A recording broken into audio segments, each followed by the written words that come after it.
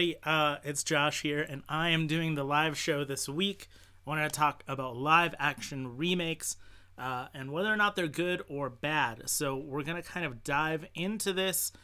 This is not my permanent setup. We've got some kind of wonky things. If you could look behind me, this whole setup is kind of weird. So over time, the studio setup is going to be looking better and better. But I do want to say thank you to everybody.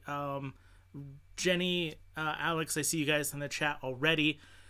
There have been so many people who have come to Network 1901 in the past year. I think this is going to be my personal last live show for the year, and I just want to say thank you. We started this year with about 2,500 subscribers. We over doubled that. Right now, we're one subscriber away from 6,100. So we're totally gaining some speed here. We're getting the ball rolling. So thank you guys so much for making this whole year amazing. Patty Pie, hi. Unicorn Guru, hello. Welcome to the live show. Alex, thank you. I appreciate that. We're going to keep things going and keep things going strong into 2019. We have so many plans. We actually have a majority of our videos planned going through January. So we've got a lot going on there. So thank you guys so very much. Jenny, thank you. I appreciate your kind words. But I want to talk about live action remakes today, whether or not they are good or bad, whether or not they even matter, and what it really means in the long run. I've seen so many people complain, especially recently, and I brought up this topic because we continue to get comments on our videos that have actually nothing to do with the live action remakes, but we get so many comments saying that Disney is in this live action remake era and they hate it and they're not into where Disney has gone over the past few years. But the Disney live action remakes started in 1994. They made The Jungle Book the first time around, live action, and then of course they did 101 Dalmatians and 102 Dalmatians and 101 Dalmatians 2, like all through the 90s, early 2000s. And then, we get now into the past few years being Maleficent, Cinderella, Pete's Dragon, Beauty and the Beast. Of course, we had Christopher Robin this year, which is like kind of a pseudo remake along the same lines as Alice in Wonderland, which is kind of a pseudo remake. Of course, next year we know we're getting Dumbo. We're getting The Lion King, which has also sparked a lot of talk whether or not The Lion King is even a live-action film, even though we've got so many of the backgrounds being live-action, but all of the characters are not. Human Person says, I still want a Sword in the Stone live-action remake. That would make sense. All of the human stories make sense. The animal stories, I don't know. Like, if they remake, Robin Hood with CGI foxes, I would feel really weird about that. Chad says these live action remakes are to Disney today as those Disney Toons sequels were in the late 90s, early 2000s. I wouldn't even consider Christopher Robin a remake. I consider it a remake just because it's along the same lines as Maleficent or Alice in Wonderland. They're using very familiar Disney characters and telling somewhat of the same story, right? Jordan, welcome to the live chat. Jenny says, personally, I'm tired of the remakes. I don't think they deserve all the money they're making, and I'm not going to see The Lion King. So that brings up kind of my first point, is that Disney is making a lot of money. Like, Beauty and the Beast was above and beyond a huge hit for them. So why wouldn't they continue to go with that? Obviously, Pete's Dragon wasn't as big. Christopher Robin did okay this year. I really think they're banking super hard on The Lion King next year. I know they're probably banking pretty well on Dumbo as well. And I don't know if it's... Maybe I'll ask you guys this. Would it be so bad if Disney was not necessarily focusing on only these remakes? Because here's the biggest problem of all. Their stories that they've put out, live action wise anyway, Wrinkle in Time, Nutcracker in the Four Realms, Tomorrowland, all of these films bombed. They did not do well in the box office, yet we're looking at, movies like Jungle Book, Cinderella, Beauty and the Beast doing extremely well. So why would they not chase the money? It just seems like the business practicality to chase that, and to go where the money is. And obviously people would rather pay money to go see Beauty and the Beast than to see A Wrinkle in Time. So why create these original stories? Alex says, I'm usually pretty hit or miss with the live action remakes. My fave is Cinderella because it actually supplemented the original. That's why I think Dumbo might actually do great. I'm actually really looking forward to Dumbo. And that's something I've not looked forward to a Tim Burton film in a very long time. Dumbo looks like a lot like Big Fish to me, Big Fish is probably my favorite Tim Burton film. I love Michael Keaton. I love Danny DeVito. And Dumbo looks just really cute and adorable. So I'm actually more interested in Dumbo than I am for The Lion King, although I am intrigued by the cast of The Lion King, all the voice actors. But yeah. Angie just joined the chat, so yay, my wife's in the chat. I do think Mary Poppins Returns will do well in the box office. Alex actually just went to go see this movie, and she, spoiler alert, for Network 1901's Podcast 1901, our podcast that comes out on Mondays, we're doing a best of 2018, and that comes out tomorrow. So make sure to check out the feed. I believe it's down below in the description box on this YouTube video. But Alex actually said one of her favorite films of 2018 was Mary Poppins Returns, and it's already up for like 4 Golden Globe nominations. But nothing else really from Disney this year is up for any huge nominations besides Black Panther, which is interesting. And even to me personally, the animation category, I think Isle of Dogs and Spider-Man Into the Spider-Verse are 2 very good films worthy of having the nomination and the award. My personal thoughts there. Jordan says the live action or live action remakes don't bother me at all. I like having the option and I like seeing possible new takes. And that's kind of what I'm getting. Like, is this a bad thing? Like, so many people are playing down these live action remakes, but I don't see them as a bad thing, especially if Disney is still making live action original content. And I think so many people don't think about it. It's so overshadowed. Wrinkle in Time did come out this year. Nutcracker in the Four Realms did come out this year. We had Tomorrowland recently. We've had, like, they've always had like kind of sports movies. They've always had those every year. They always have their live action Disney Nature documentary series come out every year. So they're not the remakes aren't the only live action films that they're making.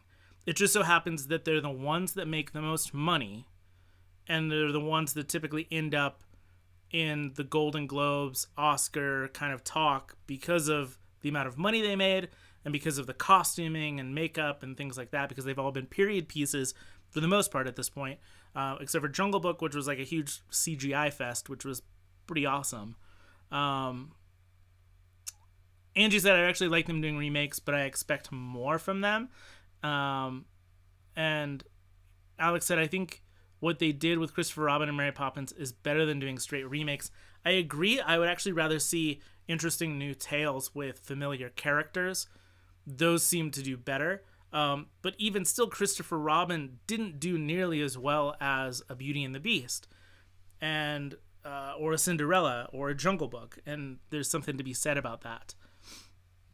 And yeah, Alex said, like, it's too bad that Christopher Robin didn't make more money. And I hope that it does really well on home video, because it is such a very touching and moving story. I definitely shed a few tears on that. Unicorn Guru says, also, the remakes might be to fix any mistakes that there were in the original to show strong characters and better role models.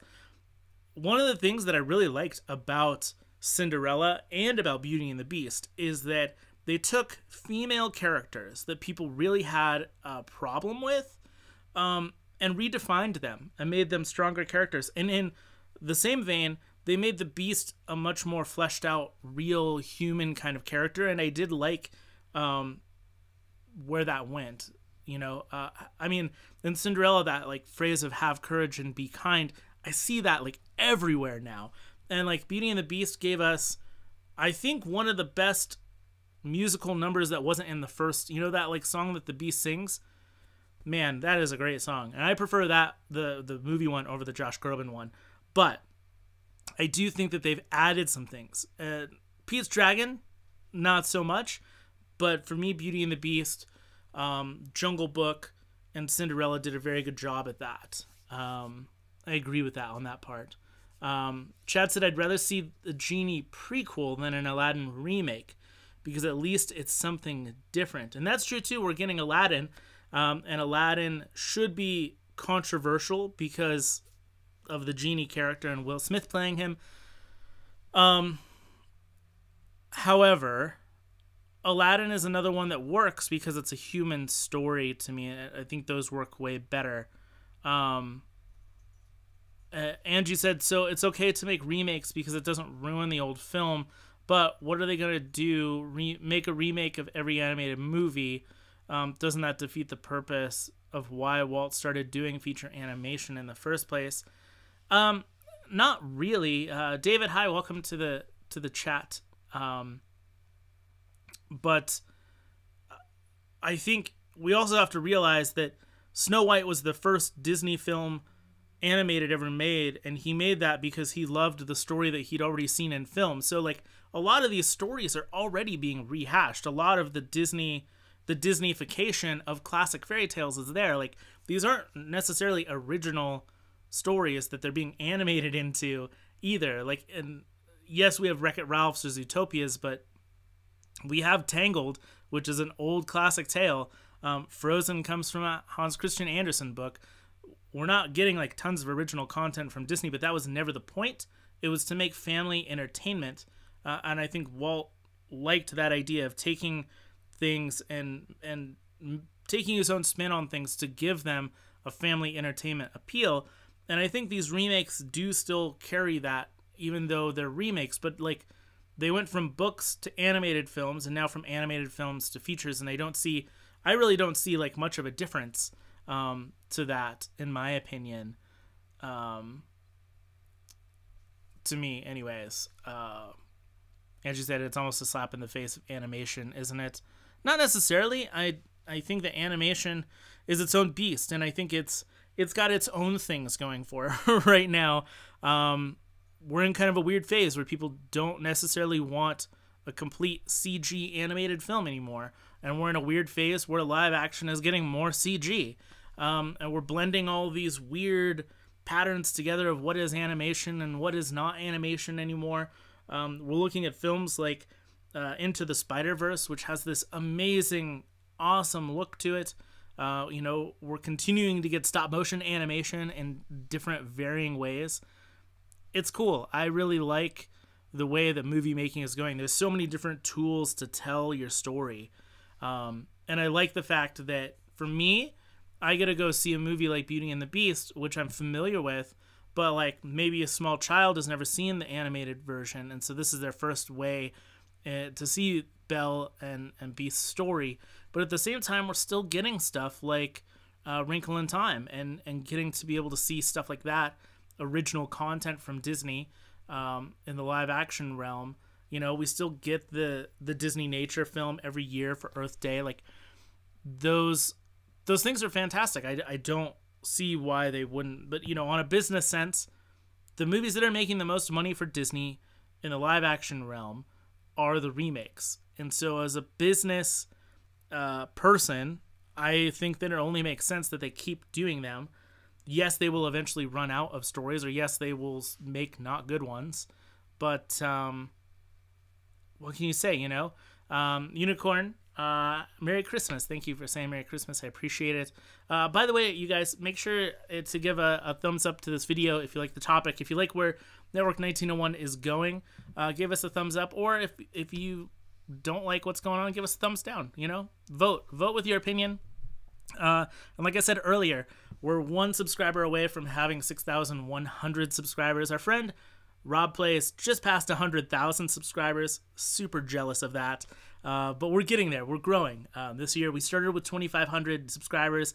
We're now at over 6,000, and we keep on going. We keep on moving. So I hope that we keep on trucking along and we pass the 10,000 mark sometime in 2019, hopefully sooner rather than later. But thank you guys for joining us and being a part of this. So make sure to subscribe if you've not already. I wonder how iconic the cartoon versions of these characters will be to kids who are seeing the live action remakes. You know, here's an interesting thing is that I enjoy Disney animation. I really do. But when I was a little kid, I enjoyed the new movies. I didn't really care for the older films until a little bit later, until I was a little bit older. I rewatched Aladdin a million times, but the first time I think I saw Cinderella was probably when I was like 12 or 13. And now that I'm older, I love Disney history and I love Disney animation from the past. So I think kids are going to grow up liking what's new and what's relevant, and they'll probably prefer some of these remakes to the older versions of them. But I think as time goes on and as they get older, you know, if they watch the remake of Dumbo that comes out and they go, yeah, this is my favorite movie, I love Dumbo, I can guarantee you in a few years they're going to watch the old animated version of Dumbo. Maybe they won't like it at first, but they'll have an appreciation for it later on in life. You know, I talked about that with people before about especially with, you know, the theme parks, and just this past week with Adam from the No Midnight podcast, we talked about theme parks, and if kids even care that Walt Disney built Disneyland or Walt Disney World or whatever, you know, why this man has a statue in the middle of the park, and they might not appreciate it at age 4 or 5, but if they become a Disney fan and they stick around long enough, they'll be appreciative of the man himself, you know, later on in their 20s and their 30s and so on. So I personally doesn't think that matter. I think if you watch Beauty and the Beast, the live action version now as a kid, and that's your first take on Beauty and the Beast, you're going to eventually watch and appreciate the animated version. So I think all of this is somewhat synergistic in the way that you have Beauty and the Beast come out. Now you're going to have a Beauty and the Beast live show at Epcot. They have the brand new Beauty and the Beast attraction, which is going to open at Tokyo Disney, which everybody is loving that. They have the whole Beauty and the Beast area and the Be Our Guest restaurant over in the Magic Kingdom at Disneyland, or I'm sorry, at Walt Disney World. And so, of course, this is all synergistic. The toys come out, there's the theme parks, there's, yeah, Alex just said there's the Beauty and the Beast show on the cruise line. So, like, even if it's not the same story as the animated version, it's slightly different, they're all kind of combined together to sell toys and to get you on the cruise line or to get you at the theme parks and to tell you these stories. My favorite version of the Beauty and the Beast story is at the Fantasy Fair Theater at Disneyland out in front of the castle, or just to the side of the castle, where they have Belle and 2 comedians retell the whole story. It's very funny, and it's really quite different from the animated version, but I still understand the story. I still understand that it's connected to the animated film or to the live action film, and I enjoy it. I really enjoy that version of it. I like the idea that it brings a new appreciation to something that might not be on a new audience's radar. I think that makes me think not only is it not a slap in the face, but a loving tribute. I do think it's a loving tribute. I think, to me, that they're remaking The Lion King the way that they're making it is only going to sell more copies of the animated version. I can guarantee you The Lion King will come out of the Disney vault just in time for the live action version to come out. And of course they have the Lion King stuff all over the amusement parks. There will be brand new toys. It'll be all synergistic, you know? Chat says Disney is the only company that makes live action remakes of their animated films. That's true, but you also have to look at Disney as a legacy company. They're one of the oldest companies in Hollywood. You know, now they're sitting at almost 100 years old, and really you're seeing a lot of companies make remakes, maybe not of animated films, but that's Disney's forte. That's their background. So even though you're not seeing, you know, animated remakes, you are seeing remakes of all kinds of films or different takes on different films. You know, I don't know how many different times we have to reboot certain films like the Terminator or whatever, but we are seeing that. We continue to see that in Hollywood. Hollywood does have original ideas. I think that's the biggest problem, is that when people say, like, oh, you know, Hollywood's run out of ideas, they have not run out of ideas. Some of my favorite films of this year have been completely groundbreaking original ideas. Anna and the Apocalypse, to me, I just recently saw it, but I do say that it's one of my favorite films of the year. It's a comedy, zombie, musical, teen drama film. It's so weird and different, but it's not making nearly as much money as you know, a movie like Wreck-It Ralph 2, Ralph Breaks the Internet, because people are already familiar with those characters. People love seeing sequels. People love seeing familiar characters. And I think that comes from, it may come from bad economic times. You know, in the last couple of years, people don't want to spend their money too risky. So they'd rather see a movie where they know the characters. They know what they're kind of going to get in that story. And so, you know, they just go with that. Fox should make a live-action version of Anastasia. Alex, they definitely should. I agree with you. David asked, did you hear about 21st Century Fox with the Walt Disney Company yet? They're getting close. Things are getting close. I don't have any like complete details, so I'm not 100% sure on that. Alex says it's kind of strange that live action remakes get bashed a lot, but the Broadway remakes don't. The Broadway shows, I think it's because it's a totally different medium.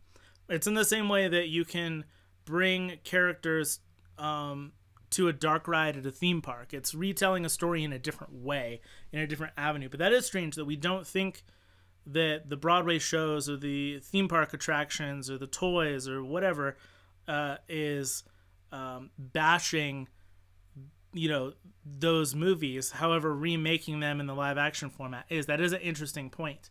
And Angie says smaller directors, etc., have a harder time getting their films in theaters these days, which is true.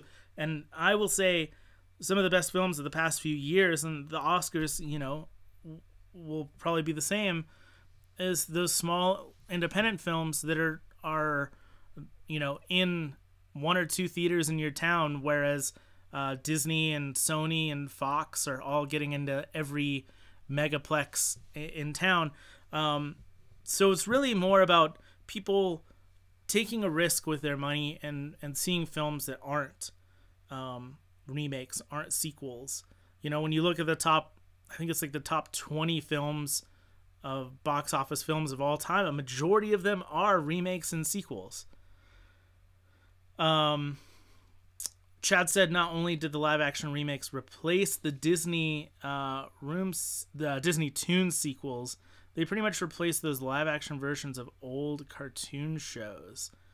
And yeah, now we're going to see a Kim Possible live action film. So now I think Disney's moving into TV. They're taking their top animated shows of the past few years and doing them differently. And now, you know, we're also seeing DuckTales come into play, and other television cartoons getting remade for a newer generation, but we're also seeing a live action presence in that as well. But again, I don't see that as ruining a show. I think the brand new DuckTales is fantastic. I think, you know, Tangled being a show is fantastic, and you know, all that kind of stuff. Big Hero 6, like all of the Marvel stuff, like it just is synergistic for the company. It's all business, really, in some way. But I think like the remakes to me aren't bad. I think that instead of and I forget who said this, maybe it was David or Chad, I forget. I'm sorry, I apologize, but that if you don't believe that Disney should make or spend as much time as they do on these remakes, go see A Wrinkle in Time when, you know, like when that kind of move comes out. Go see Artemis Fowl. Go see Artemis Fowl when it comes out, instead of spending your money on Dumbo or The Lion King. And I know, like, just saying that right now, a lot of people are probably saying, like, no, I would rather see Dumbo. I would rather see Lion King. But go see Artemis Fowl instead of those films, because it will tell Disney in the long run, we prefer original stories or newer stories rather than these remakes. And that will ensure that the remakes will slow down and we'll get more original live action content. I hope that makes sense. It's the same with princess movies. You know, Disney continues to create princess movies because princess movies make money. Snow White made money. Cinderella made money. Sleeping Beauty made money. The Little Mermaid made money. Beauty and the Beast. Aladdin, because it has Jasmine. All of these films, Tangled, Frozen, they all make so much money that they're never going to stop making princess movies because the formula is there and it works. Chad said not only did the live action... Oh, sorry, I was wrong. He retracted that. Never mind.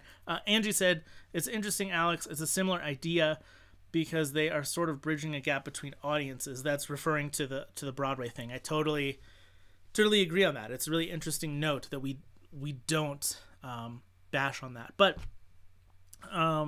what do you guys think as far as Disney? If Disney did Dumbo and the Lion King and Aladdin, we know we're going to get those three for sure. That's it. What if they did those three films and said, after that, we're done with live action films and we're only going to make original content? Would you be more willing to give original content your money? Or do you think that you would stop giving Disney your money in the live action realm altogether and say, you know what, I'll instead wait for the new Disney live streaming service and I'll give them, the $7.99 or whatever the price is a month for the service. I'd rather not go to the theater. Or would you rather say, I'm just gonna go see an animated film from Disney, I'm just not even gonna worry about live action films? Like, I'm not sure.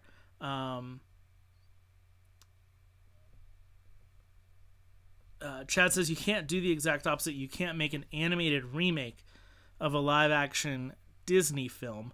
Okay, so I mean, you could, but the thing is, and this is what they're basically doing now, is that animation could tell stories that a live action camera could not, right? Like you couldn't make Robin Hood the way they made Robin Hood with all these animals, or the Jungle Book, without animation. But now we're in a time period where CGI is so good that you can do that. Now, on the opposite side of it, you could do an animated version. Let's just say you took a Christmas movie, right? Let's say you took It's a Wonderful Life, and you did a remake of it animated. You could do it, and you could probably make a lot of money. More people would probably want to watch a colorful, fun, animated film over an old black and white film. Most kids would anyway, I would assume, and I feel like it would give It's a Wonderful Life a new life. However, it's not as common, and I think animation also wants to push things forward in different ways. The Into the Spider-Verse movie is trying to be comic book like. We're using stop motion in really interesting ways. They could have made Isle of Dogs. Wes Anderson could have made Isle of Dogs with live action people and CGI dogs. But the way that he told that story was his artistic vision in doing so. So I think it all just comes down to artistry and what people feel like making and how they feel like making those films. Disney feels like they can pull off live action versions of these films and as remakes, and so I guess kudos to them. But if somebody came along and wanted to animate a classic film, an older film, I think it would do really well, to be honest. I'd love to see a remake of Snow Queen just by the Walt Disney Company. And you know what? That could very well come to fruition in the long run. The more original to the Hans Christian Andersen story, I think that could eventually come true. I don't see why it wouldn't. Jenny said, I've always preferred animated movies to live action just in general. The remakes have mostly been worse than the original movies. Most of the money they make is because of the OGs were so good. They don't make money based on their own worth. That is accurate. However, I would say the same thing about Harry Potter. Harry Potter films made so much money. I believe almost all of them are in the top 20 films highest grossing of all time. And it's not because of original content. It's because you trusted Warner Brothers to make a good Harry Potter film after seeing the first one. People gambled on the first one, and it went so well, they went and did all of them, and all of them made a ton of money. Fantastic Beasts and Where to Find Them made a ton of money, and it's not until now where you're starting to see people criticize the second Fantastic Beasts film. But I can't say, yes, it's Disney is making remakes on the merit of the originals, right? They're picking films that made money initially. They're not picking The Black Cauldron. If they remade The Black Cauldron, it's way more of a gamble.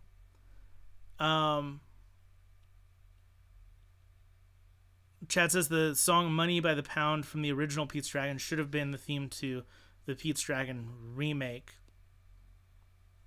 I totally forget. I haven't seen the original Pete's Dragon in a very long time, so I can't speak to that.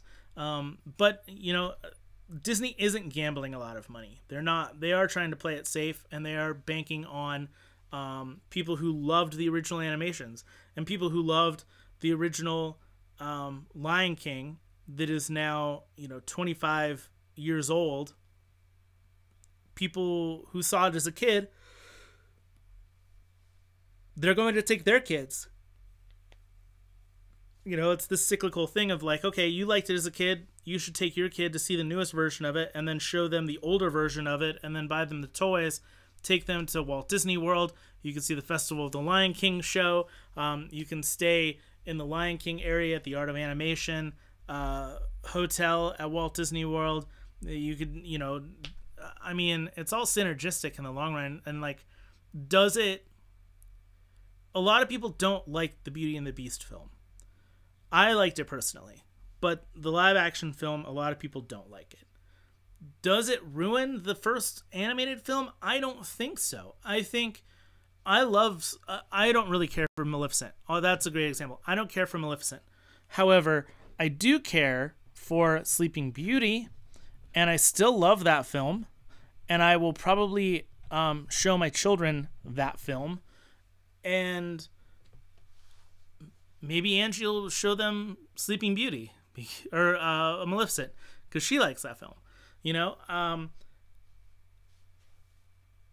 It's all up to you. It's all up to the audience, really. It's not up to the creator. I think the creator is not at fault. I don't think Disney is at fault.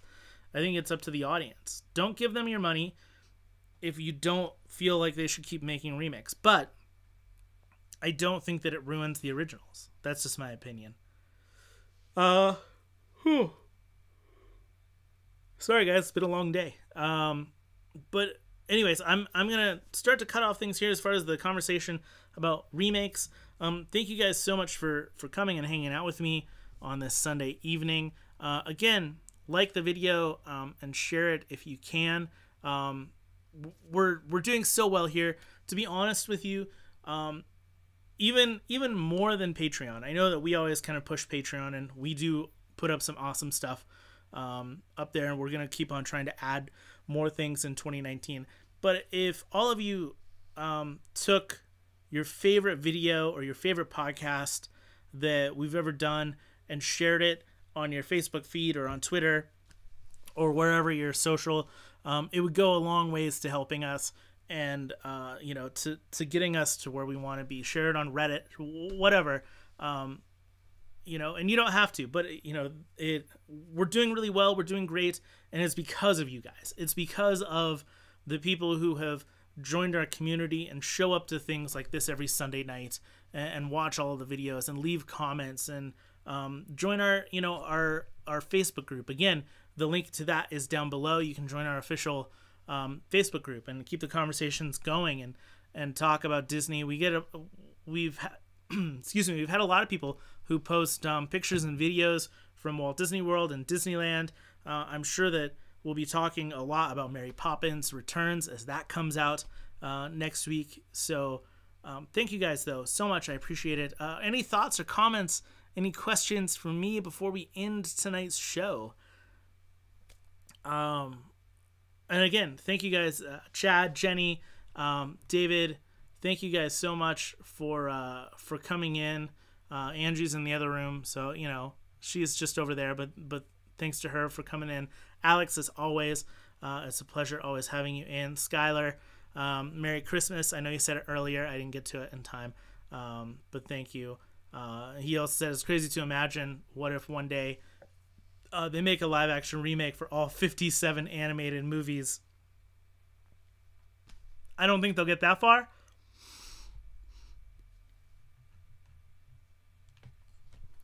Anyways, I appreciate it. Thank you guys. Alex, have a wonderful holiday, and take care. Hashtag Network 1901. Thank you guys so much. Appreciate it. And in the meantime, keep on moving, people. Bye.